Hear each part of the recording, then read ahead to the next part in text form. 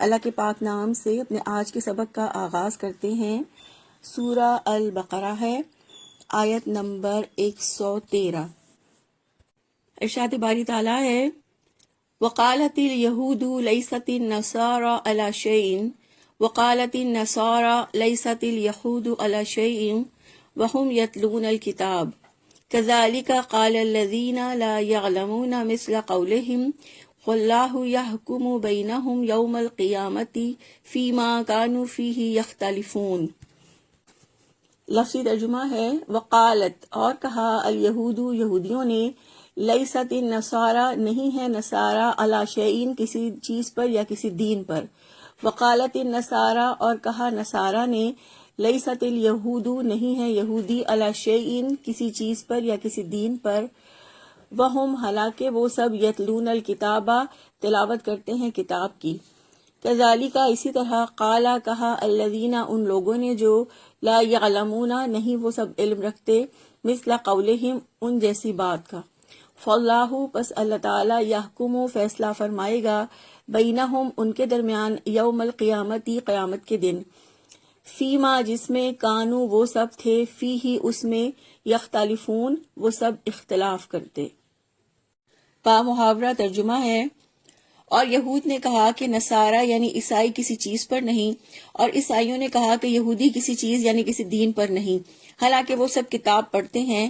اور اسی طرح ان کے جیسی بات ان لوگوں نے کی جو علم نہیں رکھتے۔ پھر اللہ تعالیٰ قیامت کے دن ان کے درمیان ان معاملات کا فیصلہ فرما دے گا جس میں وہ اختلاف کرتے تھے۔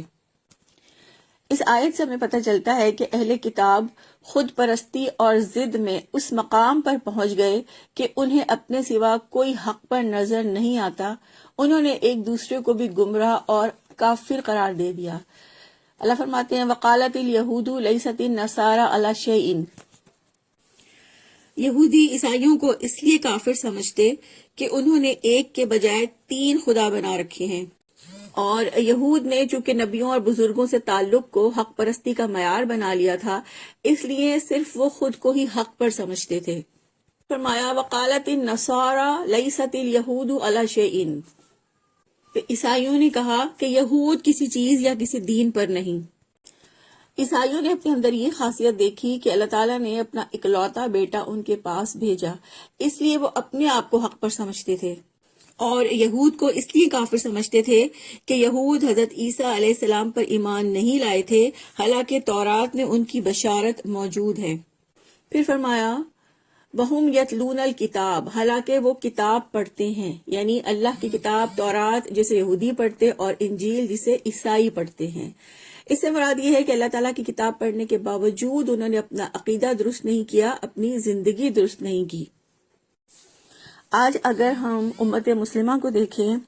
تو نبی کریم صلی اللہ علیہ وآلہ وسلم کی امت بھی اسی بیماری میں مبتلا ہو چکی ہے۔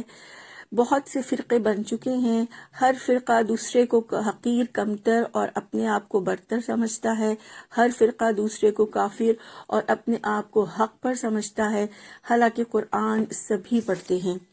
حضرت زید بن ارقم رضی اللہ تعالیٰ عنہ سے روایت ہے کہ رسول اللہ صلی اللہ علیہ وآلہ وسلم نے فرمایا، آگاہ رہو، میں تمہارے پاس 2 بہت ہی بھاری اور عظیم چیزیں چھوڑے جا رہا ہوں، ان میں سے ایک اللہ تعالیٰ کی کتاب ہے جو اللہ تعالیٰ کی رسی ہے، جو اس کی اتباع کرے گا وہ ہدایت پر رہے گا، اور جو اسے چھوڑ دے گا وہ گمراہ ہو جائے گا۔ تو آج ہم بھی قرآن کے ہوتے ہوئے ہدایت کے بجائے گمراہی کے راستے پہ چل رہے ہیں، اور بہت سے فرقوں میں اسی لیے بٹ گئے ہیں کہ ہم صرف قرآن کو ناظرہ پڑھ لینا ہی ضروری اور اہم خیال کرتے ہیں، اور اس کو اپنی زبان میں سیکھنا اور سمجھنا اس کے لیے نہ ہمارے پاس وقت ہے اور نہ ہی ہم اس کو ضروری خیال کرتے ہیں۔ پھر فرمایا، کذالک قال الذین لا یعلمون مثل قولہم، اور اس طرح کی بات ان لوگوں نے کہی جو علم نہیں رکھتے۔ جو علم نہیں رکھتے، ان سے مراد مشرکین عرب ہیں، جن کو اہل کتاب کے مقابلے میں بے علم کہا گیا ہے۔ یہ لوگ آخرت پر ایمان نہیں رکھتے تھے اور اپنے علاوہ دوسرے لوگوں کو گمراہ اور بے دین سمجھتے تھے۔ تو ان سب لوگوں کے لیے جو اپنے آپ کو حق پر اور دوسروں کو گمراہ سمجھتے ہیں، اللہ تعالیٰ کا جواب ہے، فَاللَّهُ يَحْكُمُ بَيْنَهُمْ يَوْمَ الْقِيَامَةِ فِيمَا كَانُوا فِيهِ يَخْتَلِفُونَ۔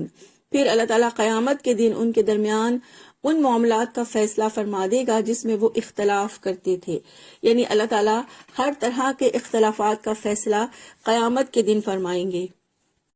سورہ الحج کی آیت نمبر 17 میں اللہ تعالیٰ فرماتے ہیں، یقیناً جو لوگ ایمان لائے اور جو لوگ یہودی بن گئے اور صابی اور نصارہ اور مجوسی اور جنہوں نے شرک کیا، بے شک اللہ تعالیٰ ان کے درمیان قیامت کے دن فیصلہ کر دے گا، یقیناً اللہ تعالیٰ ہر چیز پر گواہ ہے۔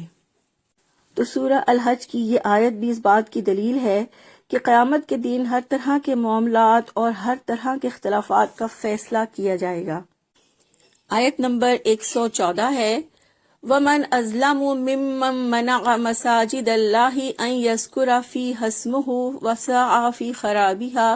أُولَئِكَ مَا كَانَ لَهُمْ أَنْ يَدْخُلُوهَا إِلَّا خَائِفِينَ لَهُمْ فِي الدُّنْيَا خِزْيٌ وَلَهُمْ فِي الْآخِرَةِ عَذَابٌ عَظِيمٌ۔ لفظی ترجمہ ہے،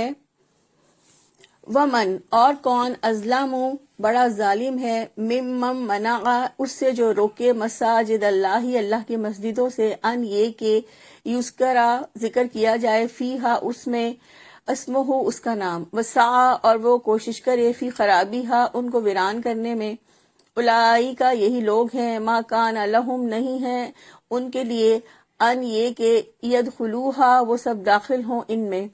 الا خائفین مگر سب ڈرتے ہوئے، لہم ان کے لیے، فی الدنیا دنیا میں، خزیون رسوائی ہے، ولہم اور ان کے لیے، فی الآخرت آخرت میں، عذاب عظیم بڑا عذاب ہے۔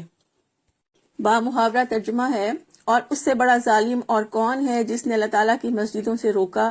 کہ ان میں اس کا نام لیا جائے اور ان کو ویران کرنے کی کوشش کی۔ انہی لوگوں کا حق نہ تھا کہ وہ ان میں داخل ہوتے مگر ڈرتے ہوئے، ان کے لیے دنیا میں رسوائی ہے اور آخرت میں ان کے لیے بہت بڑا عذاب ہے۔ اس آیت میں اللہ تعالیٰ نے اسے سب سے بڑا ظالم کہا ہے جو اللہ تعالیٰ کی مسجدوں میں اس کے نام کی یاد سے، نماز پڑھنے سے، نیکی اور اطاعت کے کاموں سے اور اللہ کے ذکر سے روک دے اور مسجدوں کو ویران کرنے کی کوشش کرے۔ اگر معنوی اعتبار سے مسجد کو ویران کرنے کے حوالے سے دیکھیں تو اس کا مطلب ہے کہ مسجدوں کو توڑ دینا، منہدم کر دینا، اجاڑ دینا، ان میں گندگی پھیلانا وغیرہ۔ اور مسجدوں کو ویران کرنا یہ بھی ہے کہ اگر اللہ کے گھر یعنی مسجد کو اپنے فرقے کے علاوہ کسی دوسرے فرقے والے کے لیے بند کر دیا جائے، یا مساجد میں ایسے مناظر اور بحثیں کی جائیں کہ لوگ سکون سے اپنے رب کا نام نہ لے سکیں، یا مسجد کو ویران کرنا یہ بھی ہے کہ لوگوں کو ایسی دلچسپیاں دے دی جائیں کہ انہیں مسجد جانے کا ہوش ہی نہ رہے، یا مسجد پر دہشت گردی کے حملے کروا کے لوگوں کو اتنا خوفزدہ کر دیا جائے کہ لوگ گھروں میں نماز پڑھ لینے کو بہتر قرار دیں۔ اگر ہم تاریخ کو دیکھیں تو عیسائیوں نے بادشاہ روم کے ساتھ مل کر یہودیوں کو بیت المقدس میں عبادت کرنے سے روک دیا تھا۔ اسی طرح مشرکین مکہ بھی مسلمانوں کو خانہ کعبہ میں عبادت کرنے سے روکتے تھے، اور صلح حدیبیہ کے موقع پر انہوں نے مسلمانوں کو عمرہ کرنے سے بھی روک دیا تھا۔ اس طرح یہ لوگ اللہ تعالیٰ کی مساجد کی رونق اور آبادی کے بجائے ان کی بربادی کے درپے ہوئے، اور یہ بہت بڑا ظلم ہے جو اللہ تعالیٰ کو قطعاً گوارا نہیں۔ چنانچہ فتح مکہ کے بعد مشرکین مکہ کی یہ پابندی ختم ہوئی، اور بیت المقدس کو بھی حضرت عمر فاروق رضی اللہ تعالیٰ عنہ کے دور میں مسلمانوں نے عیسائیوں سے آزاد کروا لیا تھا۔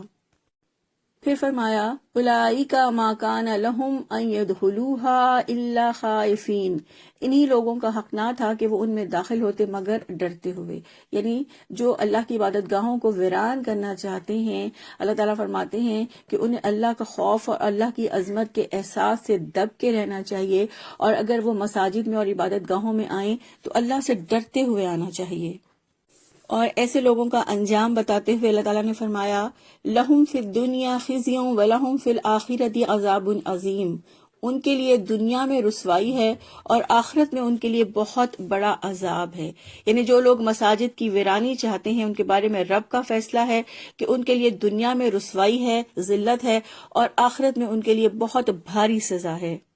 دنیا اور آخرت کی رسوائی سے اللہ تعالیٰ کی پناہ مانگنے کے لیے رسول اللہ صلی اللہ علیہ وآلہ وسلم نے ہمیں جو دعا سکھائی ہے وہ یہ ہے، اللہم احسن عاقباتنا فی الامور کلہا واجرنا من خزی الدنیا وعذاب الآخرہ۔ اے اللہ، تو ہمارے تمام کاموں کا انجام اچھا کرنا اور دنیا کی رسوائی اور آخرت کے عذاب سے نجات دے دینا، آمین۔ سبحانک اللہم و بحمدک نشہد ان لا الہ الا انت نستغفرک و نتوب الیک۔ السلام علیکم ورحمۃ اللہ وبرکاتہ۔